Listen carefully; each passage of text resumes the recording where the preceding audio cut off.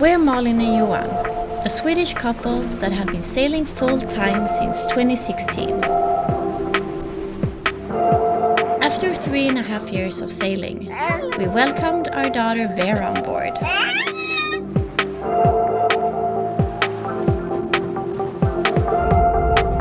Most recently, we bought a farm in Sweden where we are going to build our dream boat ourselves from scratch.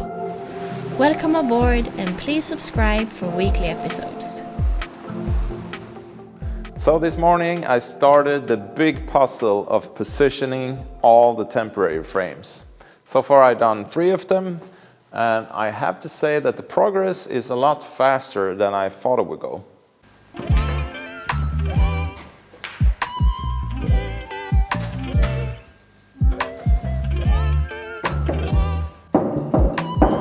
There's a lot of different measurements that I need to take to make sure that all of these pieces get in the exact correct position. They need to be correct this way, the vertical way, from side to side like this, and also the whole thing. So it's more like, it's almost like a 3D positioning in space with all these frames. And to help me with that, I have a few tools. I'm using a normal old school plumb bob that I hang here on the center line, and it will point towards the center line that we have in the floor. And together with this, I also use the rotation laser. It's on now, so maybe you see the green line here. This gives me an indication if I need to move the frame from side to side, but also if I need to raise one of the sides like this. And then of course I have a normal spirit level, but this one is an electronic device that it's a bit more precise, and it's also easier to calibrate to take the vertical position like this. To brace everything, to make the whole structure a bit more rigid, I use these wooden beams at an angle like this. And I also connect a wooden beam between the pieces up here. And I'm thinking that I might put up some extra pieces, connecting pieces on the sides out here to make the ends here a bit more rigid.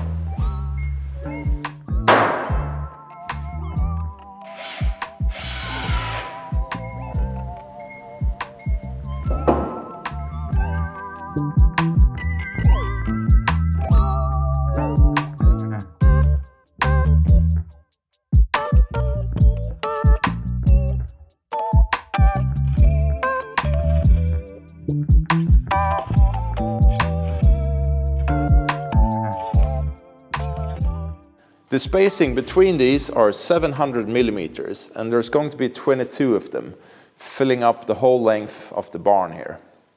So it's pretty late in the afternoon now, but I think my plan will be to do maybe 1 or 2 more of these today, and then I'll just continue tomorrow.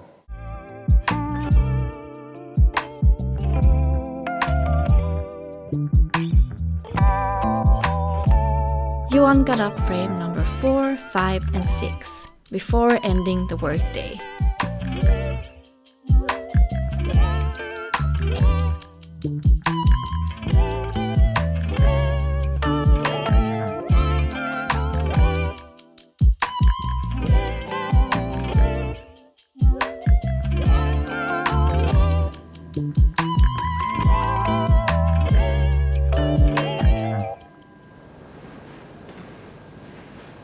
A new day, and Johan continued to work with frame number 6.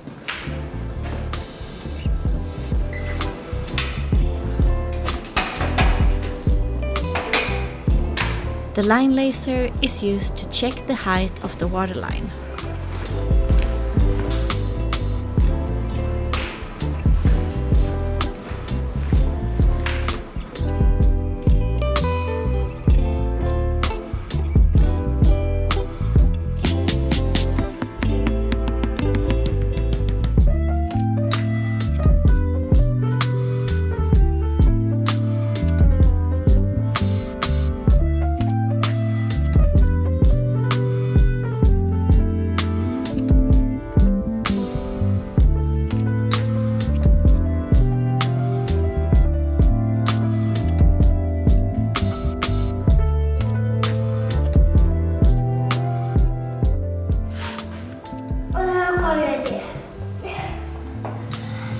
Vera came out and saw the new structure for the first time.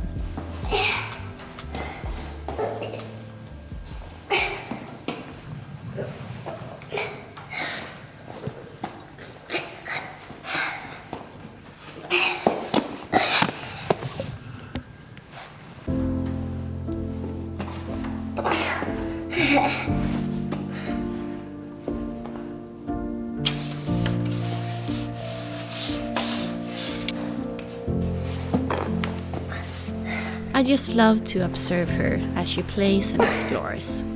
I could watch her all day.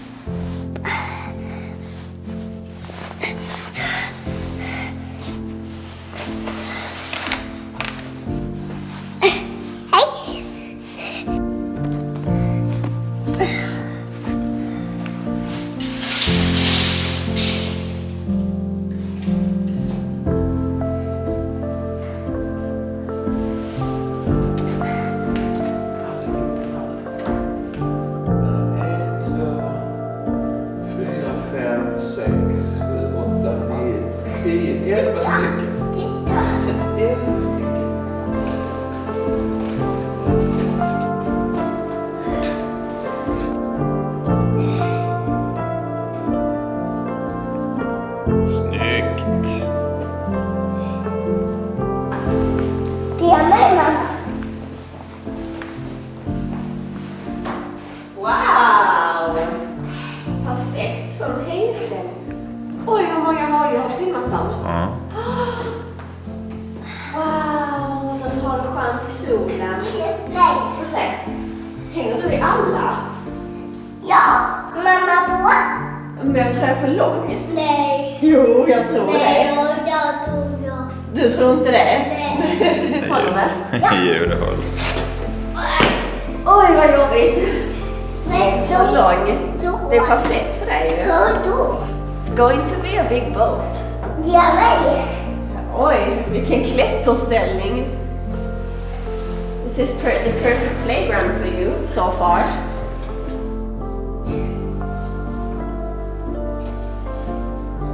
Back to work, measuring the distances between the frames.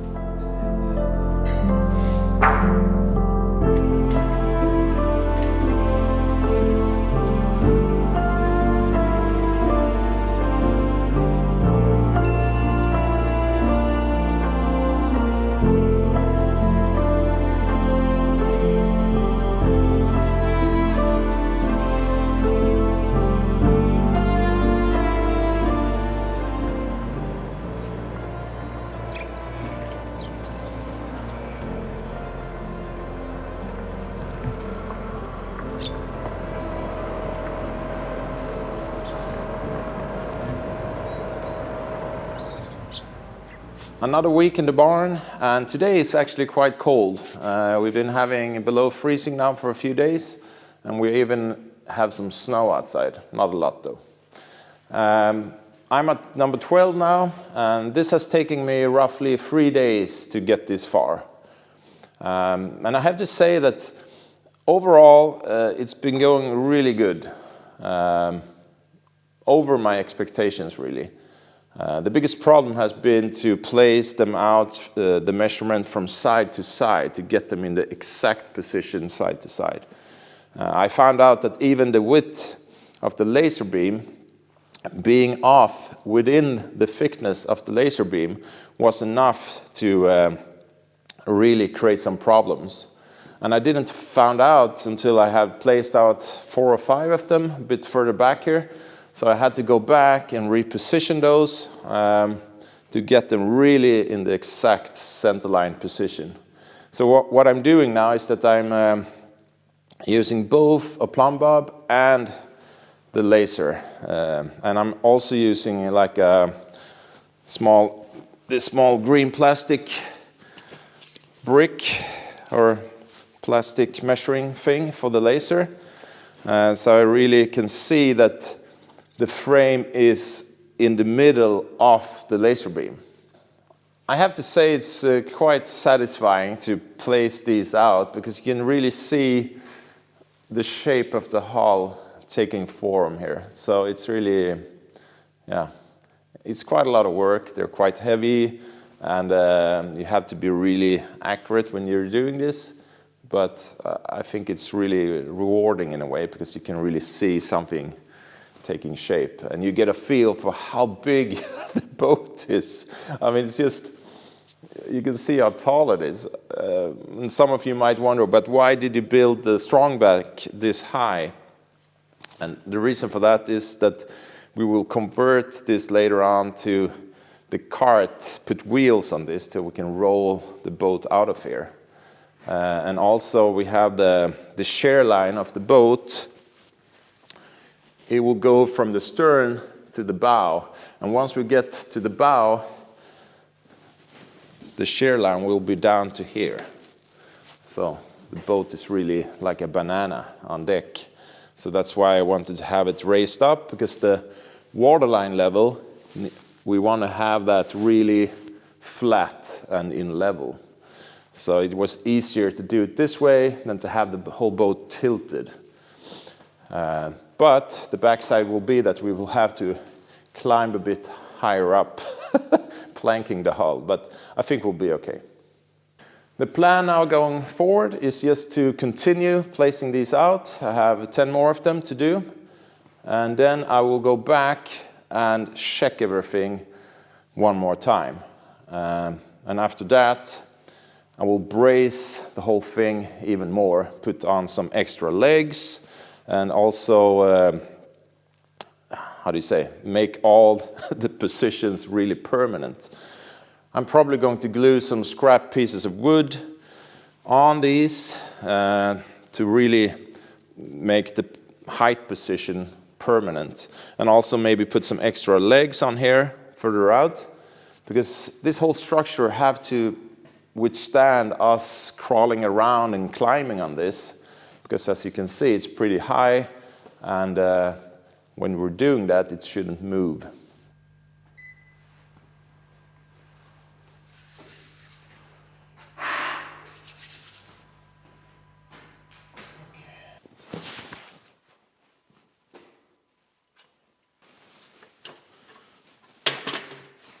Another challenge I've found is to know when to stop taking measurements. How to know when it's good enough. Because in a big structure like this, also made out of wood, you can't get it down to the exact millimeter on all the different measurements. There will be deviations. So it's kind of hard to know, is this good enough? Because you know some of these measurements will compound if you don't get them right. So my philosophy so far has been to get it as accurate as you can, because you will benefit from that later on. And so far that's been true. But sometimes it's kind of hard to know when to stop, because there's a lot of different measurements you can take on a boat, because everything is so three-dimensional that I've been talking about before. What I'm doing right now is trying to take the measurement up on top, because even if these are perfectly vertical, there can be deviations in the plywood. It's not perfectly straight. So I'm taking a measurement up on top to see that the length of the whole structure is exactly the total length is exactly the same up there as it is down here. And so far it's been okay. It's within 1 or 2 millimeters, so that's fine.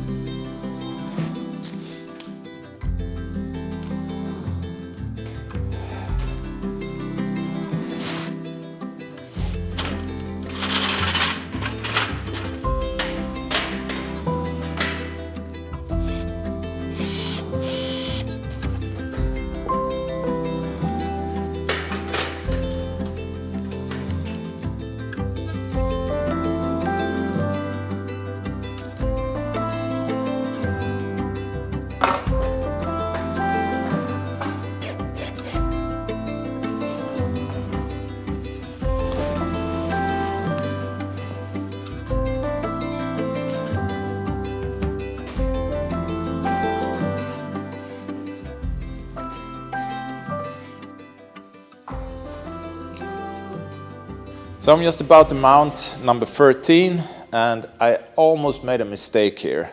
I placed these irons at the same distance, 700 millimeters from the ones back here, the same distance that I've been having between all of them.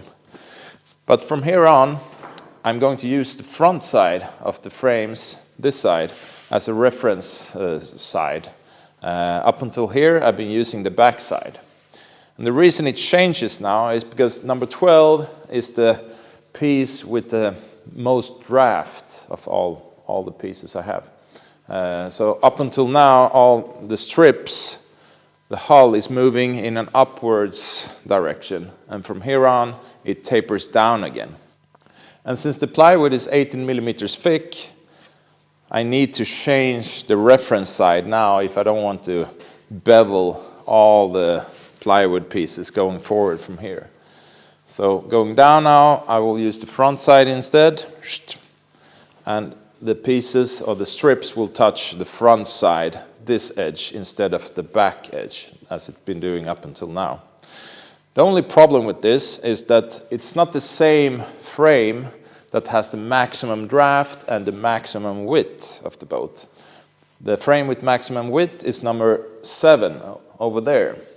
So that means that the pieces in between, number 8, 9, 10, 11, and 12, needs to have their sides beveled.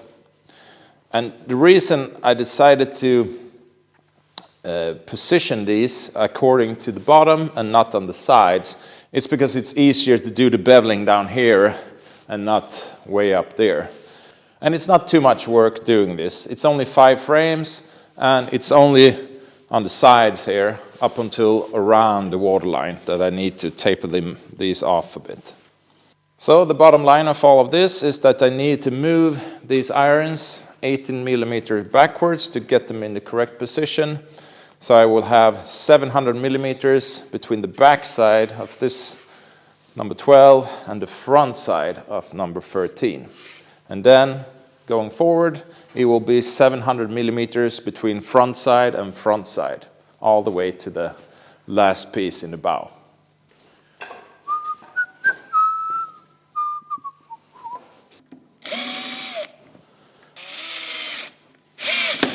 It's always nice to catch a problem before you really make it. In this case, it would have been a lot of work finding out maybe 4 or 5 frames further down here that I need to move all of them 18 millimeter back again.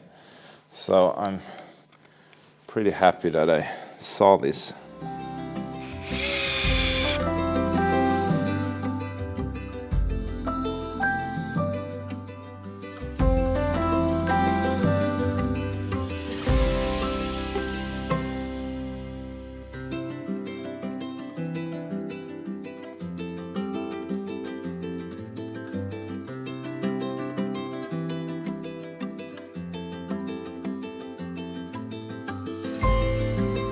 Johan got number 14 up as well, and now there are only 8 more to go.